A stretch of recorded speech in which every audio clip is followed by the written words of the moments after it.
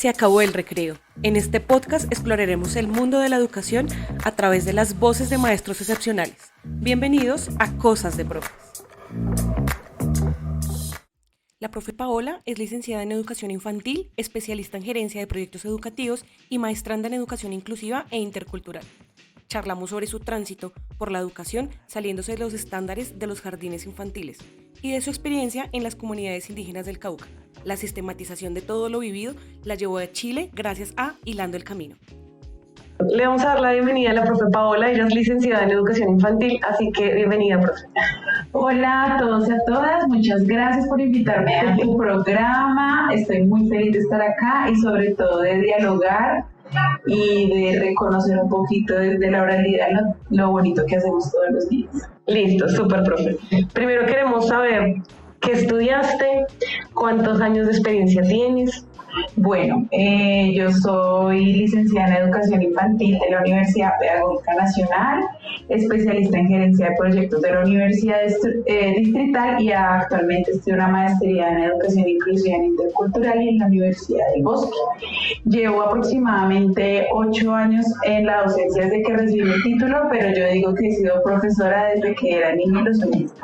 Claro, porque, por ejemplo, yo siempre también, cuando estaba en el colegio, como por ahí en 11, yo dije, yo quiero ser profe. Y tomé esa decisión y yo dije, siempre tenía en mi cabeza estudiar en la pedagógica. Y cada vez que pasaba frente a la pedagógica, yo decía, esta es la universidad donde voy a estudiar.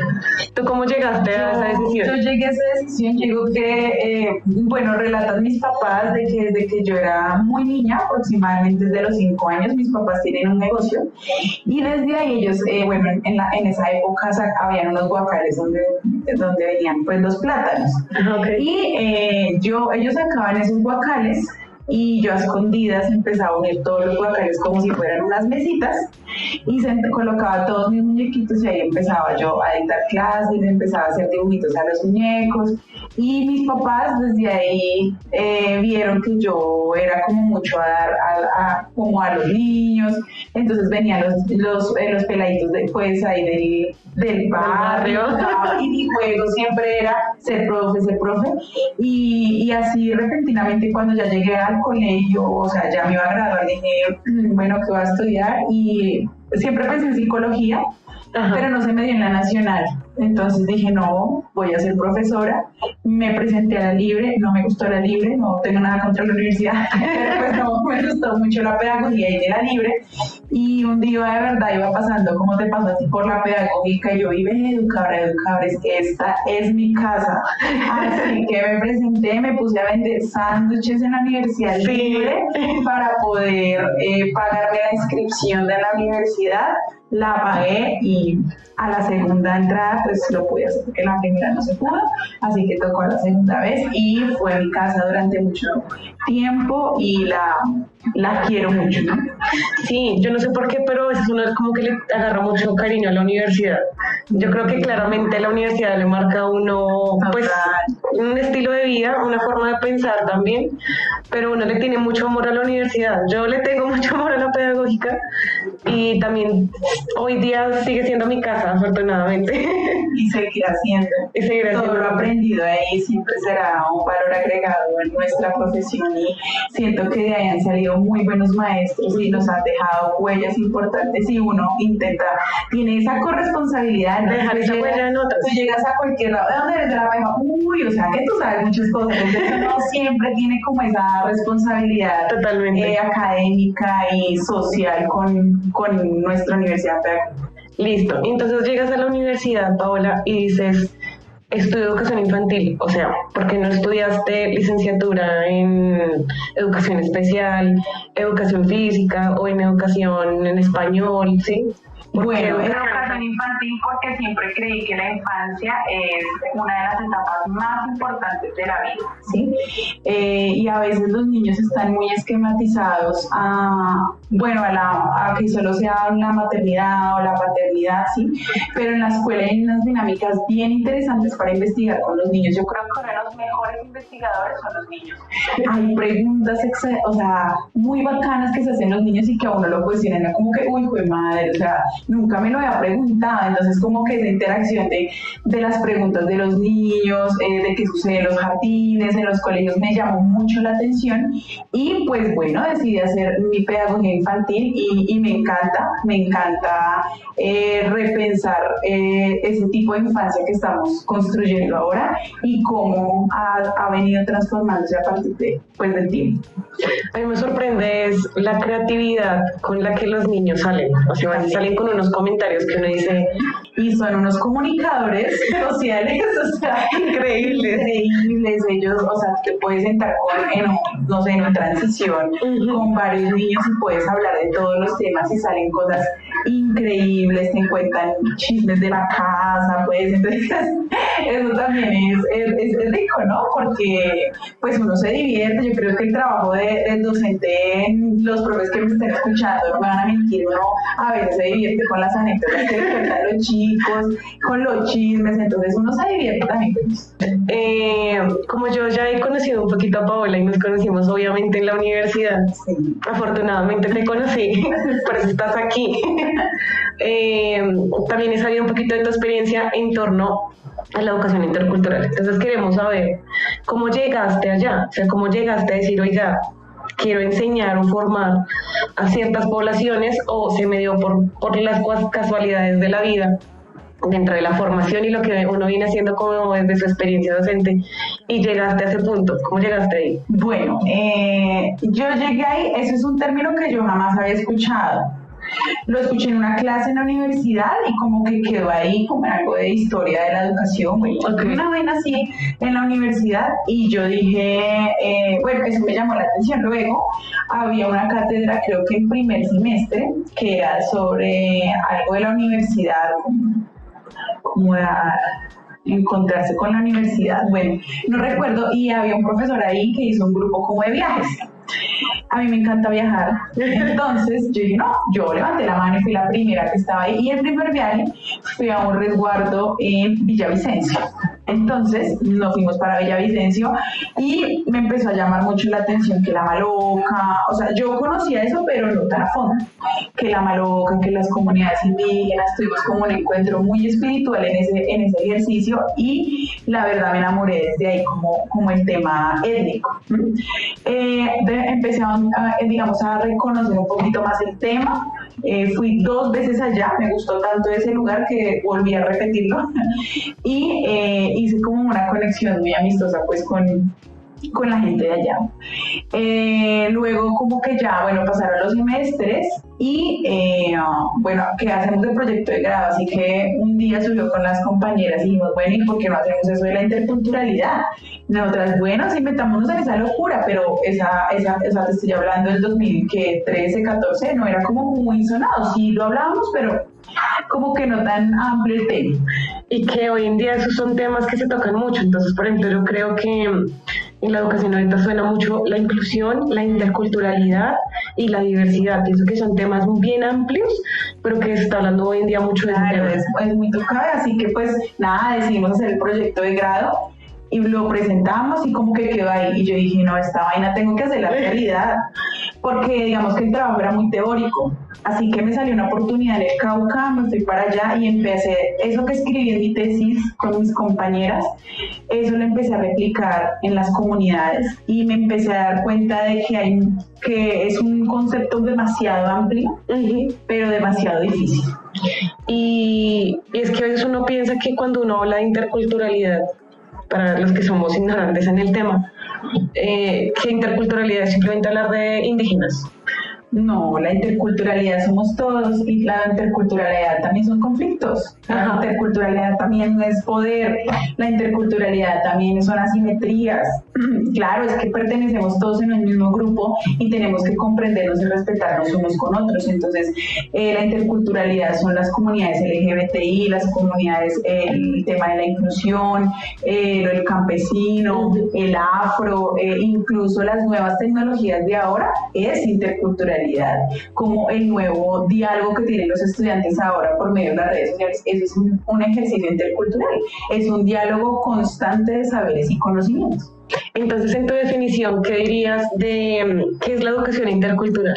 La educación intercultural es una estrecha relación que tenemos dentro de un grupo social con asimetrías, diferencias, pero que al final de cuentas es esa otredad que debemos tener para respetarnos, conocernos y dialogar entre todos para llegar a un punto en que podamos convivir entre todos, respetarnos, conocernos. Listo, súper. Pero entonces le vamos a poner pausa a esto. Y quiero saber que, bueno, llegaste allá al Cauca. ¿A qué parte del Cauca llegaste y hiciste qué? O sea, llegaste y dijeron, no, pues aquí llegó una profe fantástico, la profe Bogotá. No fue tan fantástico. Nada, eso es difícil, es difícil. Yo estaba en una época que no conseguía trabajo, te cuento. Y me salían lo de los jardines y yo siempre he pensado que, bueno, yo no tengo nada contra los jardines porque sé que hay unos proyectos y unas estrategias muy lindas, pero siempre hay esa concepción de la educación infantil de que trabajas o en el jardín, creo que ya se ha ampliado, se ha quitado un poco ese esquema, pero que siempre la educadora infantil debe estar en un jardín, ¿sí me entiendes? Y yo quise salirme un poquitico de ese esquema y dije, bueno, voy a probar en otro lugar a ver cómo me va. Salió esta oportunidad, te cuento que yo apliqué, pero ni sabía cuánto me iban a pagar, qué iba a hacer, o sea, yo llegué con los ojos cerrados allá, me dijeron, no, mira, eso es como a 9 horas. Y yo, bueno, cogí un Y uno bus. convencido yéndose allá. Total. Me fui, te cuento que eso era o sea, no había por dónde pasar, entendí mucho a los gobiernos, o sea, la implementación, no sé, de las carreteras, ¿sí? Lo difícil que tienen que vivir las comunidades, y yo decía, jue madre, ¿en dónde estoy? ¿Dónde me metí? Yo me vuelvo para mi casa. Con mi maletica, con una cajita, llegué a un cuarto. Al primer día se me inundó todo el apartamento, se me mojó todo, yo estaba completamente sola, vivía al lado del río y llegué a un pueblo muy hermoso que se llama Páez Cauca. Páez Cauca. Páez Cauca. Hay que buscarlo en el mapa porque ni idea. Es hermoso, si conocen San Andrés de Palzimbalá, es muy cerca, donde quedan los hipogeos, es muy hermoso. Es tierra adentro, eso se hace parte de tierra adentro. Y bueno, pues allá llegué con el grupo de pedagogos, todos, la mayoría eran nazas, y yo, bueno, ¿y qué? Los nazas, ¿qué? O sea, nada, hasta ahora iba a conocer la cultura. Y tras del hecho, porque una cosa es que tú trabajes un tiempo, pero vivir con ellos, conocer la ritualidad, una vez tú firmas el contrato, tú vas a los rituales, vas a las marchas, vas a lo que se hace en la Panamericana, todo tienes que participar porque tú ya eres parte de la comunidad, ¿sí? Entonces, haberme recibido ahí fue muy hermoso para mí. Te hacen como también un llamado espiritual, eso me pareció hermoso porque yo nunca me había acercado tanto a ello y dije, jue madre, pues esto que yo había leído tanto en mi marco teórico en la universidad, lo estoy viviendo y me pareció espectacular y dije, yo voy a seguir con este tema. Y nada, nos empezamos a andar por pueblitos de las comunidades, conocí gente increíble, pero también entendí que la lengua se está perdiendo, también entendí que las tradiciones se están perdiendo, que vivimos desde el occidental, que las escuelas dentro de sus currículos han dejado de perder la importancia de la educación propia, de la educación étnica, que ya muy pocos jóvenes se están preparando para ser docentes en sus comunidades, pero también entendí que hay muchos líderes sociales que no tienen ningún título, ¿sí? Pero fue madre, tú ves esas escuelas hermosas, pintadas, los murales, la lectura de la oralidad, de la pintura demuestra mucho lo que ellos hacen y ni siquiera con recursos del gobierno, con sus manos. Por ejemplo, por eso es tan importante el profesor rural, étnico, son muy importantes dentro de este ejercicio educativo e intercultural. Desde eso que nos cuentas, ¿crees que también fue muy relevante para ti literalmente adentrarte en la comunidad para conocer qué pasa y tú como profe qué podías aportar?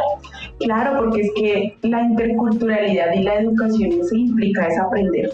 Entonces tú tienes que desaprender todas esas cosas que que tienes y volver a reaprender aquellas que te están como dando a entender la comunidad son supremamente importantes, porque es que tú aprendes nuevos diálogos, nuevas tradiciones, a pesar de que estás en tu mismo país. Eso claro. Es muy loco, porque estás en tu mismo país, pero parece que estuvieras en otro lado. No sé, los compañeros que me estén escuchando y estén trabajando en otros lados me van a entender, y es que uno siente, en ciertos momentos extraña su ciudad y su territorio. Y sus privilegios. No tenía privilegios. No, mentira, sí, era muy privilegiada porque nunca me faltó un plato de comida. Siempre que llegaba a un pueblito, después de caminar 6 horas, 7 horas, me recibía la comunidad con un lugar donde quedarme, y eso no lo hace cualquiera, ¿sí me entiendes? Sí, mira que una vez yo estuve en un lugar que era pues cerca de Villa de Leyva. En un tiempo yo también trabajé por ahí en muchos lugares del país. Sí. Y para esa época los plazos de pago eran muy largos donde trabajaba, ¿no? Y entonces llegué a un lugar, a una casita, a hacer pues mi sensibilización a la familia, y tuvieras como me recibió esa familia con un plato gigante de un cocido boyacense, que a mí personalmente no me gusta, pero ese día dije, no voy a pensar en que no me gusta, o sea, de por Dios es comida, ¿sí me hago entender? O sea, no pensé en esto no me gusta, voy a clasificar que no me gusta y que me gusta, sino lo disfruté tanto, y yo creo que esa señora me dejó comida para 3 días.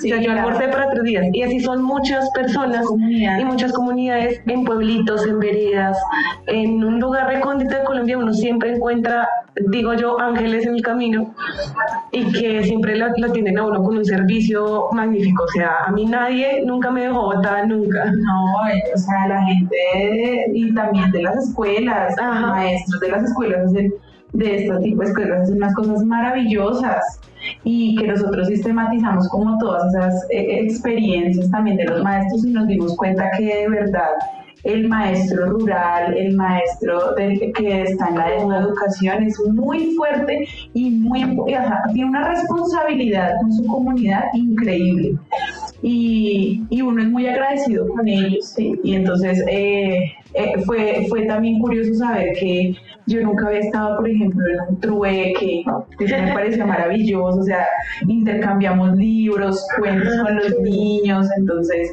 los niños muy emocionados con los libros, nosotros recibimos alimentos, o sea, cosas que se han perdido, ¿no?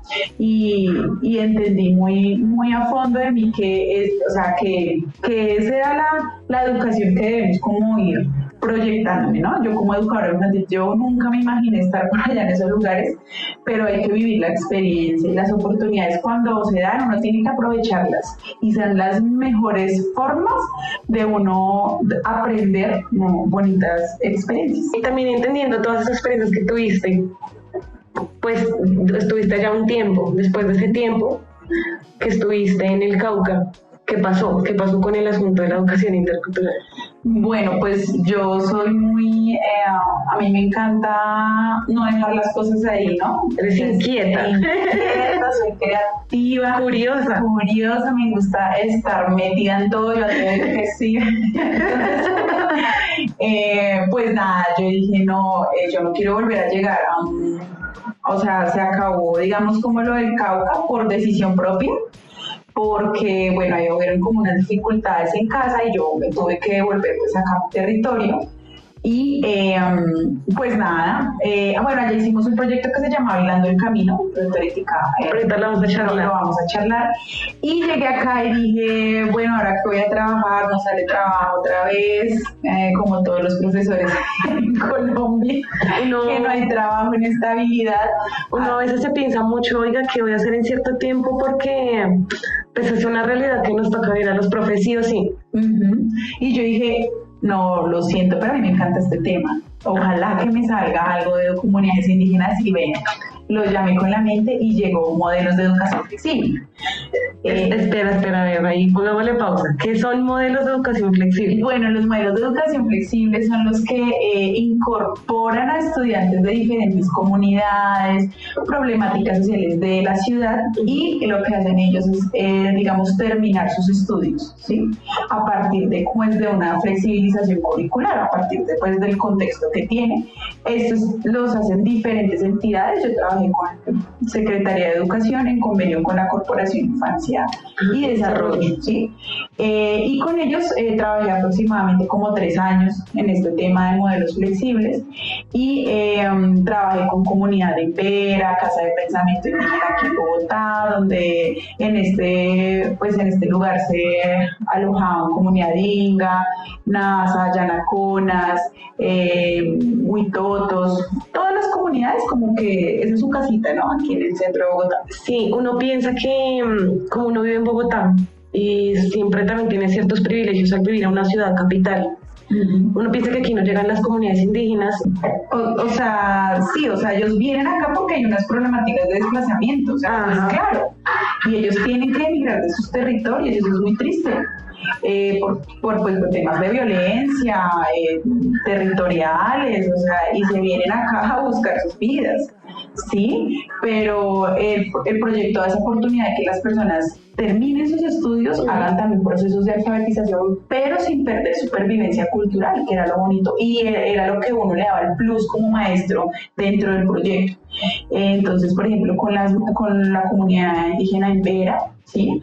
Que es una de las comunidades que más tiene pervivencia en la lengua. Entonces ellos, claro, llegan a esta ciudad y eso en ese momento se llamó Ciudad Educadora, y la idea es que ellos se educaran desde la ciudad, ¿sí?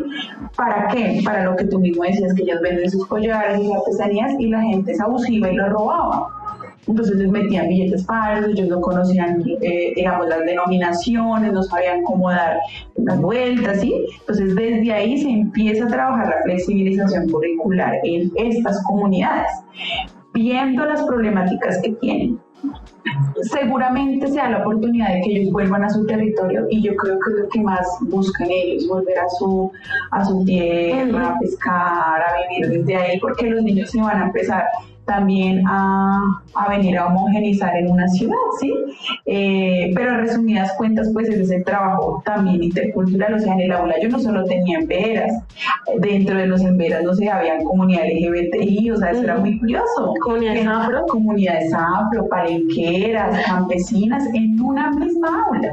Entonces, era un reto para uno como maestro, primero, flexibilizar todo ello. Segundo, impactar en estas comunidades, y tercero, no dejar perder su esencia y también que se escuchen unos con otros sin llegar al irrespeto, sino como a la tolerancia y la diversidad. Entonces fue muy curioso eso, y sigo apostándole a la interculturalidad por eso, sí, porque ahorita en los colegios se ve eso, ¿no?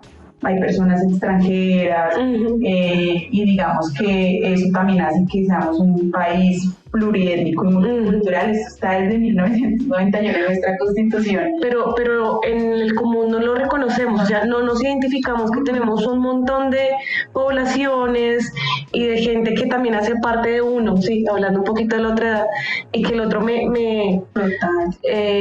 ejemplo, yo trabajé un tiempito en Quibdó, en el Chocó, y yo llegué allá y dije, uy, yo soy como de esta zona, yo me sentí como muy identificada, ¿no? Claro, mi tono de piel es moreno, y cuando vi muchas mujeres así, yo decía, uy, no, o sea, yo vengo como de estos lados, ¿sí? Y la raza te llama, mira, yo sí. tengo mi sobrinita que es afro, y le costó mucho tiempo reconocerse como tal, porque ella nació en una ciudad, ¿sí? O sea, nació acá, nunca ha conocido su territorio, pero te lo puedo asegurar, en su sangre corre raza chocuana, ¿sí? Sabor así, claro, caribeño y sin ella vivirlo, pues. Y bueno, obviamente se necesita una conexión con el entorno, pero cuando uno se reconoce desde donde viene, o sea, es increíble. Y muchas comunidades, muchos niños sobre todo, porque es que hay infancias que aún suelen, bueno, y también familias que les cuesta mucho reconocerse de dónde vienen.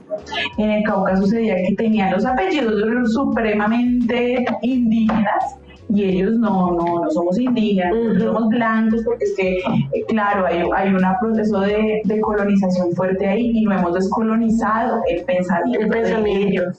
Y por eso seguimos pensándolo así. Y yo creo que el papel de la educación debe ser descolonizar ese pensamiento, no sé, del racismo, de la homofobia, de la exclusión, de la segregación. Total, sí. Listo, ahorita nos estabas contando entonces que hiciste todo un asunto de sistematización.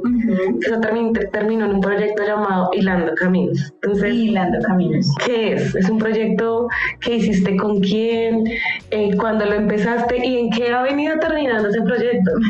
Bueno, Hilando el Camino es un proyecto que surge en el 2017 en Páez Cauca, donde estuve, con las comunidades con las que recorrimos y con el Centro de Investigación Indígena del Cauca y digamos que el proceso bilingüe intercultural que hay allá. ¿Sí?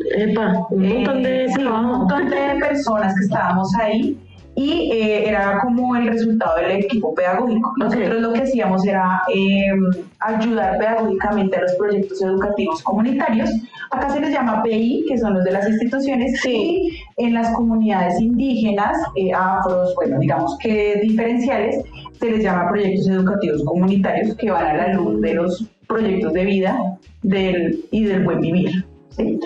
Entonces surge esto de Hilando el Camino con un celular y unos niños que tenían mucha curiosidad de saber cómo se grababa eso en un celular.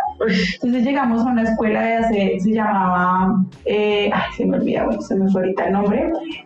Y en esa escuelita era demasiado lejana, duramos como que 9 horas caminándola para llegar.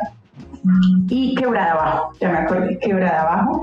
Y bueno, los niñitos muy curiosos de, ay, ese celular que tú tienes, profe, no sé qué. Entonces yo le dije a mi compañera, oye, si los grabamos a los niños, a ver, que dejémoslos saber que graben. A ver, ¿qué hacen ellos? Algo de eso. Claro, cuando empezamos a ver los videos, los niños empezaron a narrar todo. Aquí tenemos a la vaca, no sé qué, en este huerto. Todo, contaban, narraban todo lo que hacían en su escuela, quiénes eran sus maestros, todo. Y desde ahí empezamos a hacer videos, empezamos a hacer videos con los niños sobre narrar las experiencias de ellos en la escuela desde sus voces, sin que haya un libreto, nada.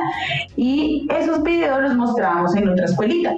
¿Sí? Entonces llegábamos allá, lo editábamos, como podíamos, porque no soy experta en eso, pero bueno, y llegamos a digamos, a otra escuela, mostramos esos videos y los niños, pues, curiosos de verse a otros compañeritos que estaban en otras escuelas que probablemente nunca en la vida, estando en sus territorios, no se han conocido, y eso es un lenguaje cultural, o sea, es un diálogo de saberes. Desde los niños también salían las mamás, las tejedoras, y esto fue, digamos que les gustó mucho a la producción y ya se fue, pues ya hubo como un productor, ya llevábamos la cámara profesional, los micrófonos y ya lo que hacíamos era grabar las experiencias, por ejemplo, como el set bull, el pintar murales y ya era como el diálogo de las personas dentro de los videos.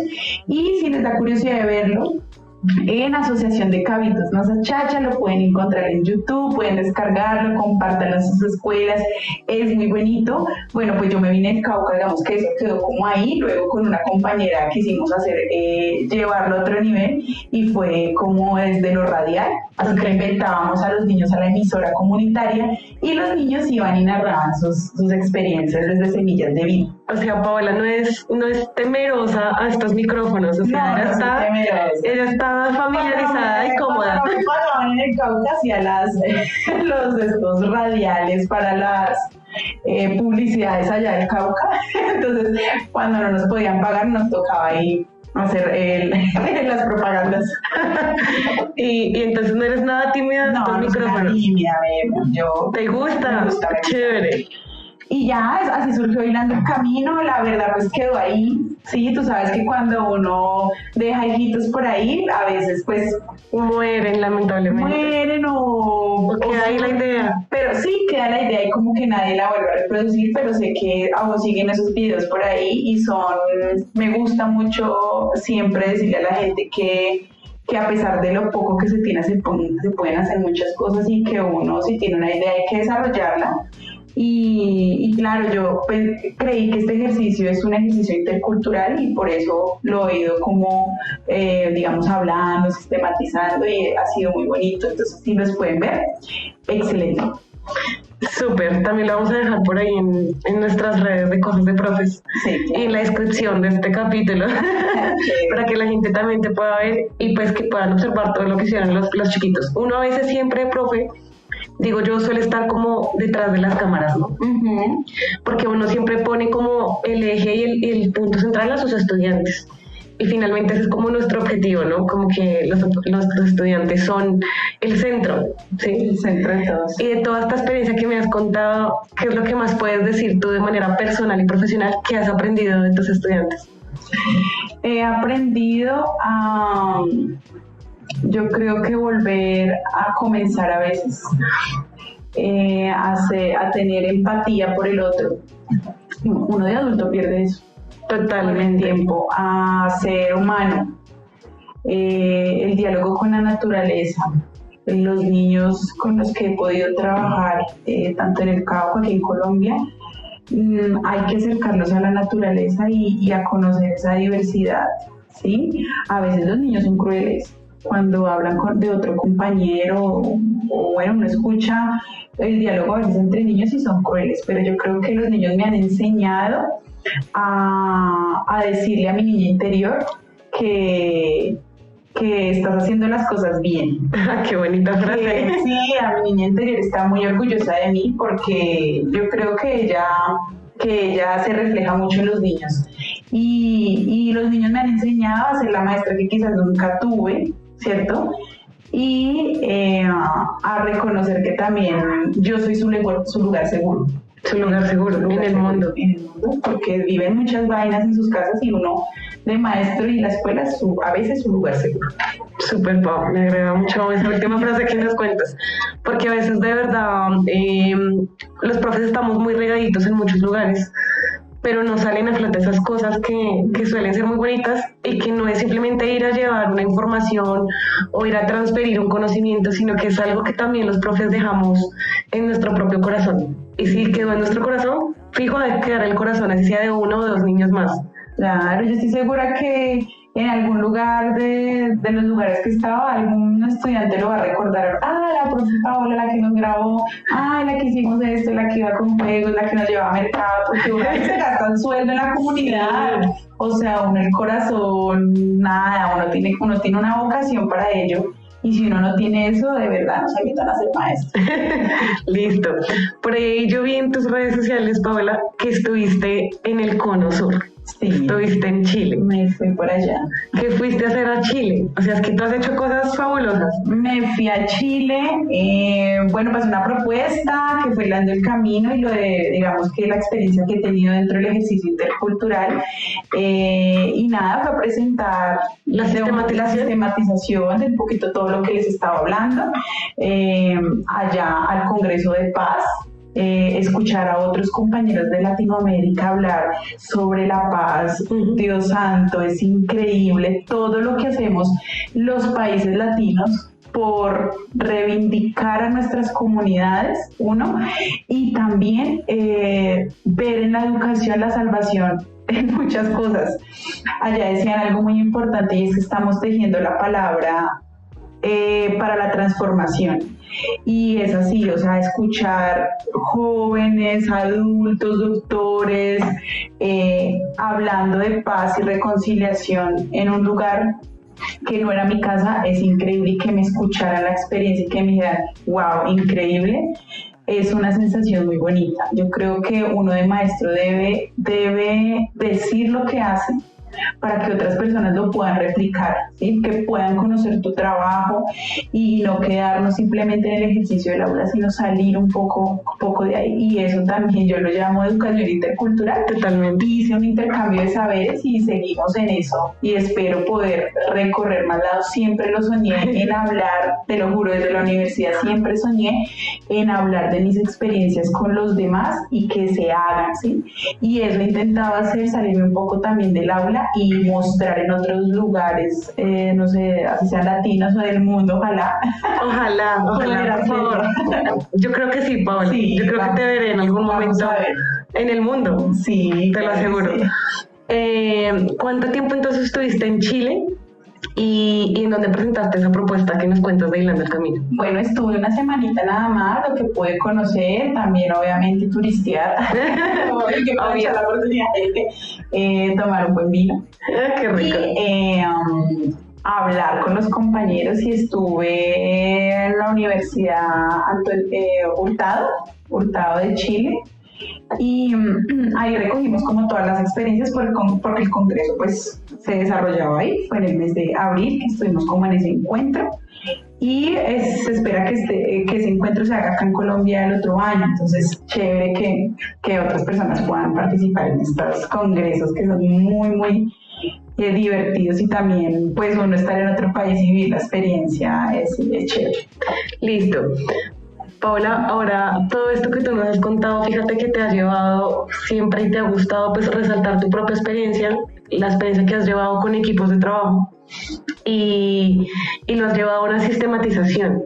Yo a veces pienso que lamentablemente los profes no siempre a veces seguimos juiciosamente, por ejemplo, nuestro diario de campo, no anotamos juiciosamente lo que hacemos, ¿sí? Por ejemplo, yo en muchos lugares que estuve del país, nunca lo sistematicé. Yo hoy día me lamento de eso porque hice cosas muy chéveres y claramente tengo mucho material y muchas cosas de las que aprendí también, pero nunca lo sistematicé. Sin embargo, después de eso empecé a decir, oiga, tengo muchas preguntas en mi cabeza, y eso me llevó a la maestría que hice en la Universidad Pedagógica, por eso digo que sigue siendo mi casa. Y pues eso también te ha llevado precisamente al tema investigativo. Entonces, hoy día te estás dedicando a estudiar una maestría en educación inclusiva e intercultural. Sí, entonces, claro. ¿En dónde estudias y cómo ha sido ese proceso de llegar precisamente un poco a la formación? ¿Crees que es importante que los maestros nos sigamos formando? Claro, la formación, o sea, cualquier profesión debe seguir en constante movimiento. Tú no te puedes quedar con lo que nosotros aprendimos del currículo de la universidad en 2009, o sea, porque eso ya se acabó. Ya fue viejo. Sí, o sea, uno nace desde la experiencia, o sea, usted se forma desde la experiencia y crece desde ella. Y la investigación no solamente es que se piensa que es ponerse todo el día a escribir un montón de cosas, pero es que la investigación también es lo que escuchas, lo que ves, lo que sientes. Eso también hay que escribirlo, también hay que narrarlo. Hay muchas formas de narrar y decir lo que se hace, ¿sí? Y siento que investigar es algo muy difícil en Colombia, ¿sí? Es complejo, nadie apoya eso, y es más como algo que uno hace desde su sentir. Que uno le nace. Que uno le nace, sí. Y me llevó a esta maestría porque dije, bueno, yo hablo mucho de interculturalidad, pero bueno, hermana, fórmese más en este tema, y también es el tema de la inclusión, o sea, porque todo el tiempo dentro del aula tú tienes estudiantes con necesidades educativas, ¿sí? Entonces, y diversidad de estudiantes, y diversidad, sí. Y yo siempre he dicho que por qué tenemos que tener tanta política para eso, ¿sí? Cuando es que eso debería ser normal.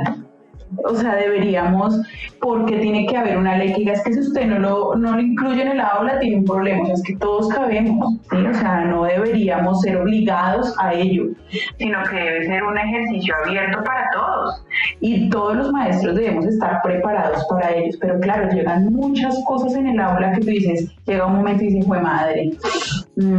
¿Qué hago acá?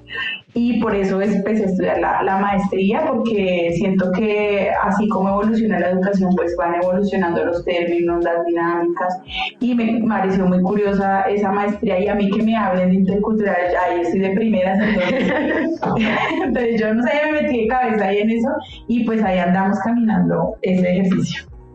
Listo. Y actualmente, ¿en qué te has venido moviendo laboralmente?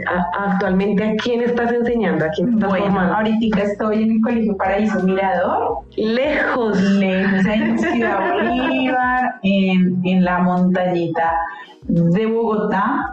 Pero Ciudad Bolívar tiene cosas increíbles, la gente le tiene miedo a Ciudad Bolívar, sí. Es una locura y una alegría trabajar por ahí. Fíjate que yo en un tiempo siempre le huí mucho al tema de ciertos lugares del sur de la ciudad, porque tengo el imaginario de que el sur es malo y el norte está bien, ¿no? Es un imaginario que tenemos muchas personas de la ciudad.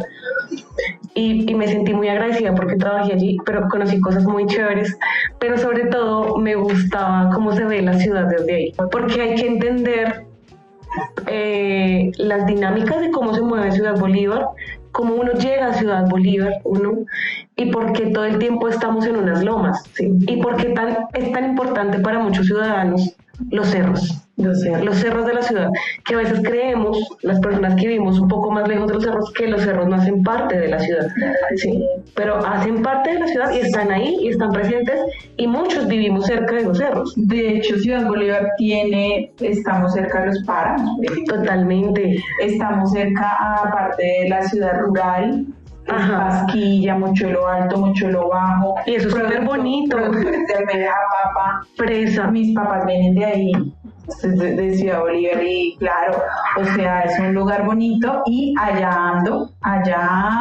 la profe Paola anda por ahí, enseñando bonito, digo yo.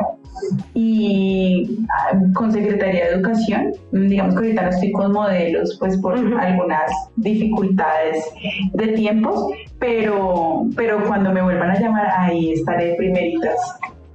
Y nada, pues ahí vamos con los chicos de Ciudad Bolívar, en este colegio que, claro, tiene sus problemáticas como todas las instituciones, pero nada, los pelados son unos bacanes, los pelados quieren salir adelante, ven en su maestro un reflejo. Cuando yo me fui a Chile, ahí sí yo quiero estudiar, profe, para poder viajar, pero sí, digamos que fue curioso ver que su profe hace tantas cosas. Yo en mis clases aún muestro los videos de Hilando el Camino, les muestro todo lo que ellos, porque ellos también pueden aprender de otros compañeritos que están muy lejos. He llevado a la institución niñas de comunidades indígenas, en izadas de bandera, sabiéndonos un poquito del día de Cristóbal Colón, como todas esas cosas, digamos, que nos han enseñado de la historia, sí, pero hay que transformarla un poco y verla desde cómo viven las comunidades,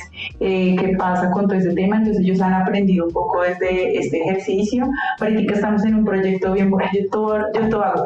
Estamos en un proyecto bien bonito que estamos haciendo junto a los maestros sobre siembra, cosecha y produce, que es crear una huerta transversal dentro de la institución. Ahí ya vamos con canéndula, con cilantro, y no hay nada verde.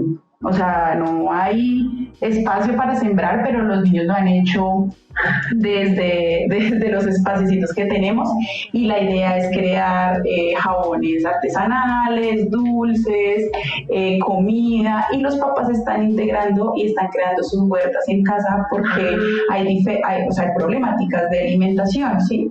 Pero tú puedes sembrar desde 2 metros cuadrados algo en tu casa, un tomate, una papa, un cilantro, y tienes ahí.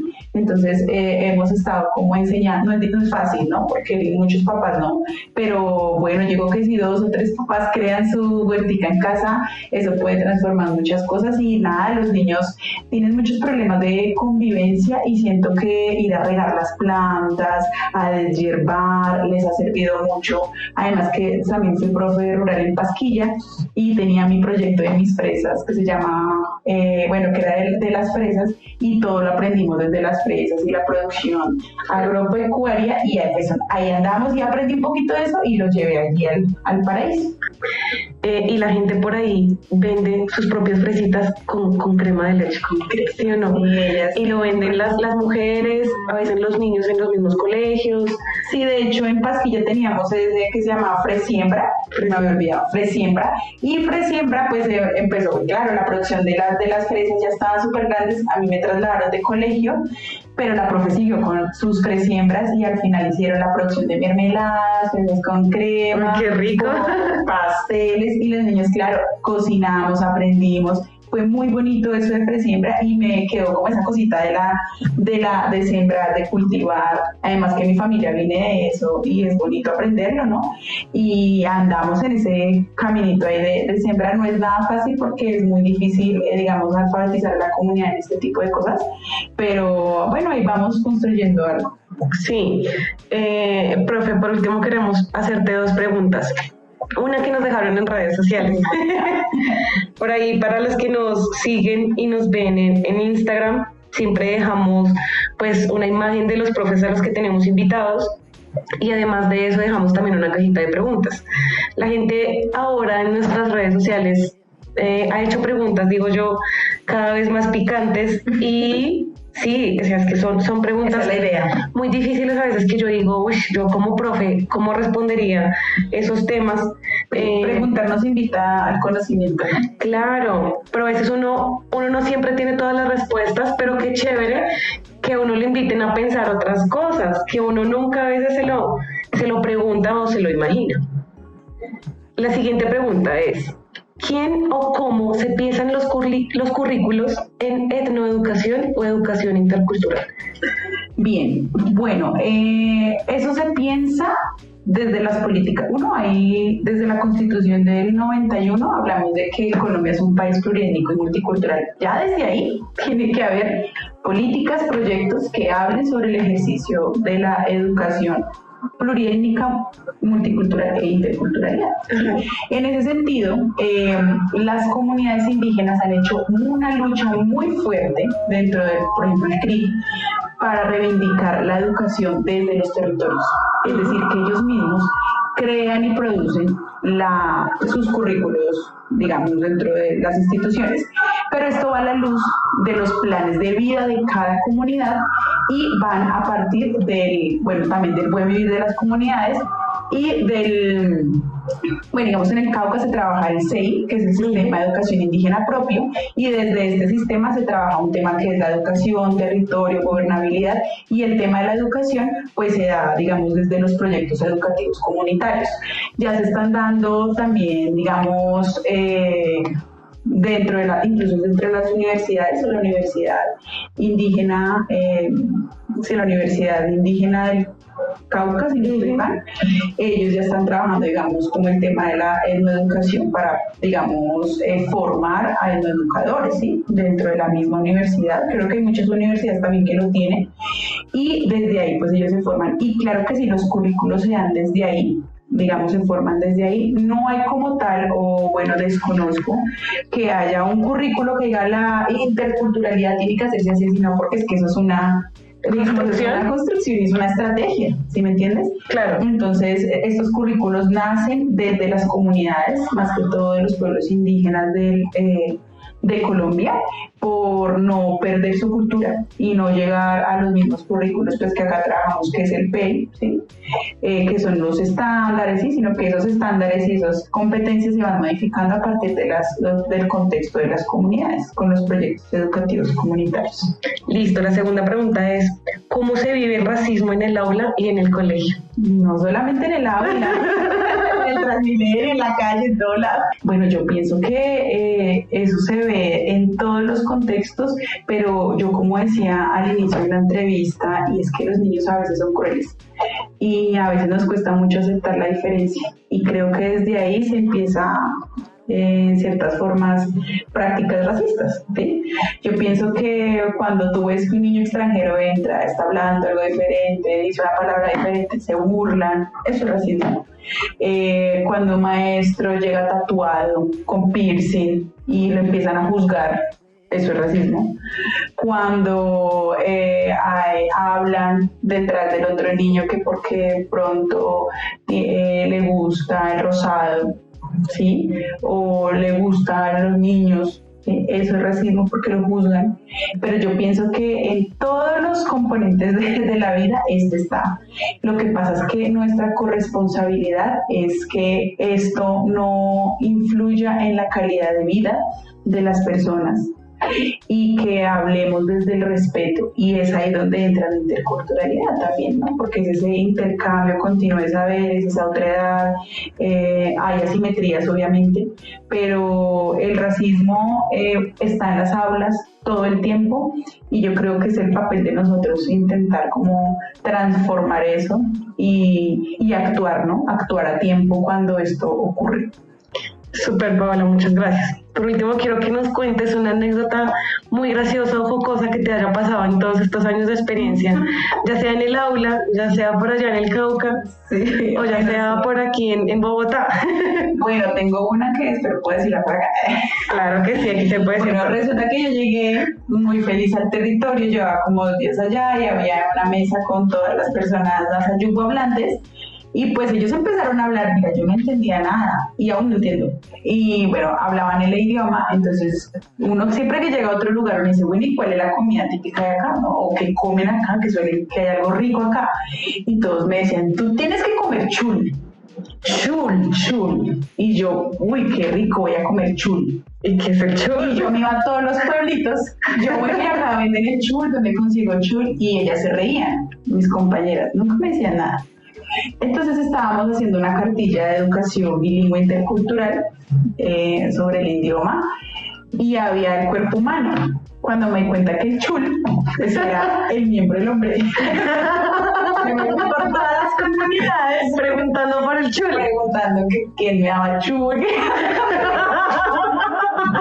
Y mis compañeras, aunque se ríen de eso, yo les decía a ustedes, no, me decían, teníamos que hacerte algo de entrada, de bienvenida al Cauca. Ahí el Es para bullying. que se dé cuenta que la importancia de la ley del lenguaje, pues, y de, claro, conocer. Yo nunca, como que, o sea, investigué más allá de eso, sino que yo me quedé con la palabra ya. Y yo chul para acá, chul para allá, y a todo el mundo le decía chul, y vea lo que yo estaba diciendo.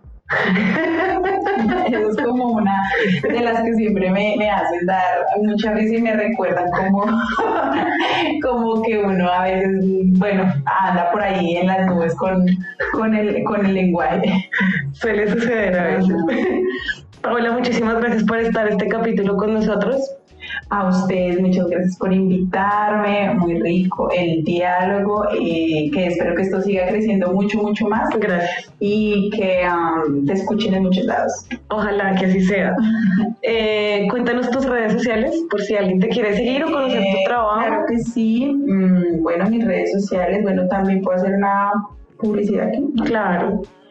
Bueno, yo estoy en Instagram como L. Paula Díaz con Z Suárez, ahí en Instagram, Asociación de Cabildos Indígenas Nasachacha, para los que quieran ver los videos.